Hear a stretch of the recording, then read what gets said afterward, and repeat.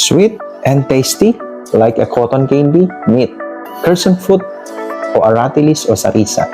Alamin natin yan sa ating pagbabalik dito lamang sa Jacob TV Vlogs.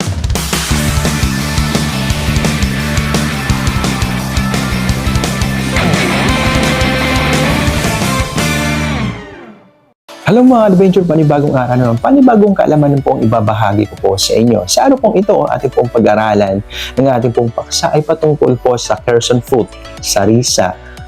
Meron po siyang scientific name na Muntingia calabura. At kalimitan ho ito, nakikita ho ito sa ating bakuran. At kalimitan ho itong tumutubo lang dito sa Southeast Asia, isa na po dito sa Pilipinas. Ang kanyang pong itsura ng kanyang fruits ay kapag hilaw po, nakikita po natin dito yung green. Kapag hinog na, itong pula. No, kalimitan ito, ang kanyang lasa po, like tasty siya, no, para siyang cotton candy. Masarap po ito. Nung kabataan ko po mga adventure, ito po yung lagi po namin kinakain at tinaakyat.